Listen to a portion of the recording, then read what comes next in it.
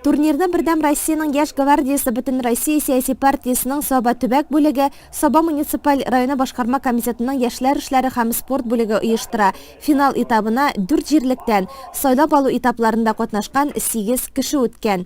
Менә бу чемпионатның район буенча бүген именно беренче көнне уздырылу очраклыгына түгел, бүген безнең Бердәм Россия партиясына 18 яшь. 2001 елның 1 декабрендә башта Отечество и единство дип исемләнгән партия бүген көндә Бердәм Россия партиясына 18 яшь. 3 еллык оешкан шушы спорт төре именно хәзерге яшьләрнең мәнфәгатьләрен канәгатьләндереп.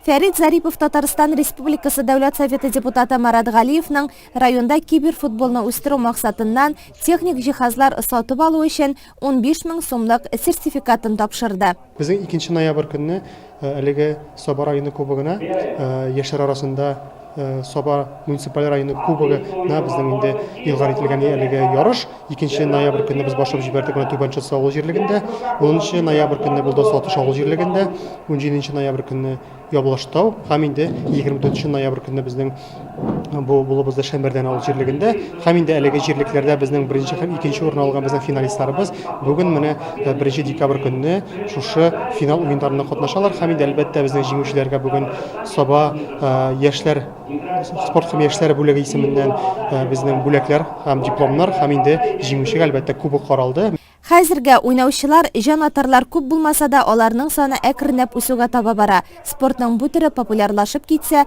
тулы заллар җыелыр дигән ышаныч бар. Это действительно очень интересный и новый формат для нашей молодежи, потому что это новое, не все люди у нас подготовлены физически, чтобы заниматься физическим спортом, заниматься футболом. Но вот этот новый формат, который дает новое видение, новый вектор для развития молодежи, для организации их досуга. Турнир бер форматында төркем системасы буенча үткәрелде. Читтән карап торышка гади уен сыман тоелса да, шактый үзенчәлекле. Көндәшне җиңәр өчен уйларга, тырышырга кирәк. Нәтиҗәләргә килгәндә районның иң яхшы киберфутболчысы дип Ильфан Каримуллин танылды. 2нче урында Айнур Мөхәммәтшин.